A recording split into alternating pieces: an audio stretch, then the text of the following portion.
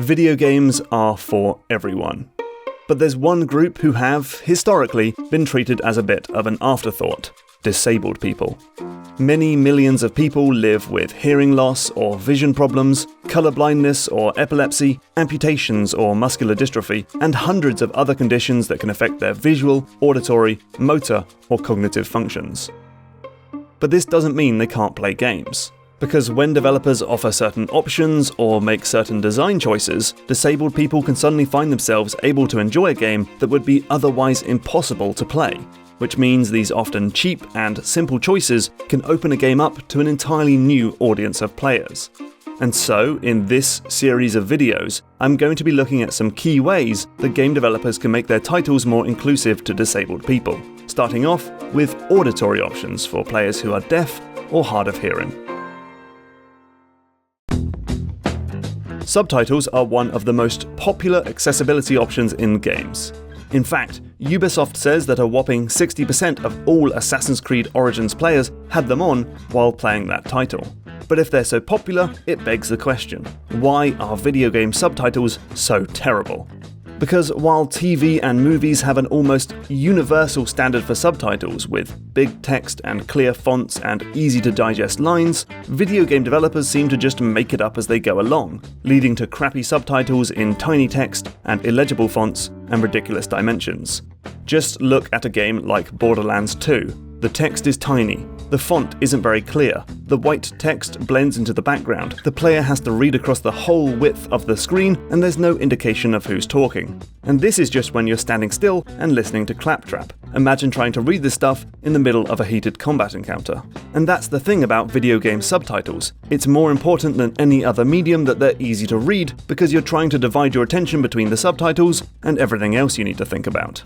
So, in an effort to get game developers on the same page, here are the golden rules of good subtitles.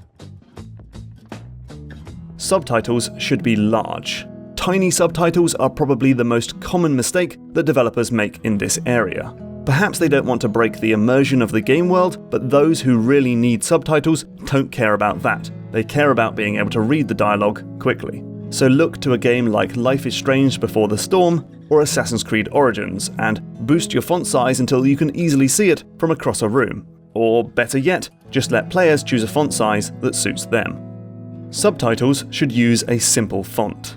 A nice, clean, sans serif font should be used to make reading as effortless as possible. Compare the easy-to-read text in Detroit Become Human to this horrible scribbly font in Metal Gear Solid 5. This is not the time to keep up your brand identity, this is the time for clarity. Subtitles should contrast against different backgrounds. Try and read this subtitle. Pretty tough, right? Well, it's not surprising, considering that the pale text and outline is practically camouflaged when placed against certain backgrounds. Subtitle text should typically be white, with either a thick black border or a dark black shadow, or best of all, a semi-transparent black box, like in Prey. That will work against any background and stop readers needing to strain their eyes to keep up. Subtitles should be short. If you look at movies, you'll see that subtitles only contain a few words at a time. Guidelines for places like the BBC and Netflix state that each line contains about 37 to 42 characters and only 2 lines are shown on the screen at once. In games though, well, anything goes, with some titles showing entire paragraphs of dialogue at once. So instead, look at something like Hitman, which largely sticks to short stabs of dialogue across a couple lines. This keeps everything in the center of the screen and easy to read. And it stops silly things like this. In Batman Arkham Asylum, the player reads "Who called the elevator?" seconds before Batman actually hears the elevator. Detroit Become Human is better, with shorter scraps of dialogue for each individual thought or clause. When using multiple lines, subtitle writers should also aim to have text break at a natural point in the dialogue. Here's some guidelines from Netflix on when they do and do not break a subtitle into 2 lines. Subtitles should stay on screen long enough. Players will obviously need time to read the subtitle in question. While it's usually fine for the subtitle to stay on screen for as long as the character is speaking, you might need to extend their stay for fast-talking characters. The BBC says subtitles should stay on screen for about 0.3 seconds for every word that must be read. Oh, and don't forget to create a visual gap between subtitles. On Netflix, there's a few frames of nothingness whenever the subtitles change. This barely noticeable flash will catch the viewer's eye and tell them that there's a new line of dialogue to read. If you don't do this, like in Borderlands 2, then players might miss that there's a new line. Subtitles should indicate the speaker. When you have lots of characters on screen and you can't hear the dialogue to distinguish a voice, it can be tough to know who is actually saying the line in the subtitle. This is why video games should indicate who is currently speaking. God of War puts the speaker's name at the beginning of every line, and that's very clear, but it does increase the size of the subtitles and makes for some very redundant reading. A better solution can be found in Rise of the Tomb Raider, where characters are named when they first speak, but their dialogue is also given a unique colour. From now on, the name can be dropped because the colour tells you who is speaking. Terrific. Subtitles should cover all dialogue. Games have a nasty habit of giving you subtitles for cutscenes and major characters, but absolutely nothing for background chatter and ambient discussions. In Mirror's Edge, for example, these cops have lines, but they don't have any subtitles. This is especially important when that insignificant dialogue ends up being actually quite significant, like in Hitman, where guards will tell you whether or not you can enter certain areas in your current disguise. I can't let any patients through this way. Rules are rules. For whatever reason, those lines are not subtitled at all, which actually brings us neatly onto the next topic. Because accurately conveying spoken language for cutscenes and dialogue is one thing, but games are unique in that they often use audio cues to convey important, gameplay-critical information. In Overwatch, for example, every character has a unique voice line to indicate that they're about to unleash their ultimate attack. So if you hear, "Justice reigns from above," or "It's high noon," you know it's time to duck for cover, even if you can't see Farah or McCree on screen. Unless, that is, you're deaf, hard of hearing, or just have the sound off, in which case you won't know anything is about to happen because those sound effects have no subtitles or related visual cues. Without sound, you're completely screwed. A game like Half-Life 2 is much better in this regard. This game, and most other Valve titles, offers full closed captions that don't just cover spoken dialogue, but also gunshots, enemy chatter, explosions, and more. That's cool because Half-Life 2 has a really vivid soundscape of iconic noises which abled players can use to understand what's happening even outside of their visual range. But these closed captions help bring that experience to the hard of hearing. Unfortunately, it doesn't tell you where the sounds are coming from, but we're now starting to see games that don't just describe the sounds, but also help explain their location. Minecraft's audio cue subtitles, for example, use left and right arrows to help you orient noises like plopping items and moving animals. And Final Fantasy XIV lets you turn on an overlay that visualizes sounds and helps show where they're coming from, even if they're behind you. But perhaps the best version of this I've seen so far comes from Fortnite on mobile devices. Here, critical sound effects like gunfire and footsteps are displayed as icons in a ring around your character. This quickly lets you understand what sounds are happening and where they're coming from.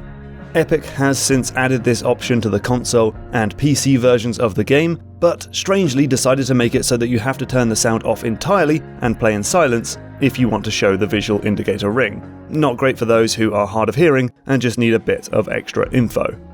So I think developers should always try to avoid having critical information be conveyed exclusively through sound, like in Metal Gear Solid 5, where enemies will simply shout that they're throwing a grenade.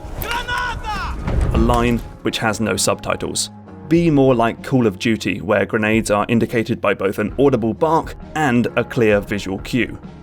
I mean, you can have this stuff as an option if you like, though when it comes to multiplayer games, it's important to consider whether a visual indicator would give players an unfair advantage, in which case it perhaps should be, just like in Fortnite Mobile, mandatory or turned on by default.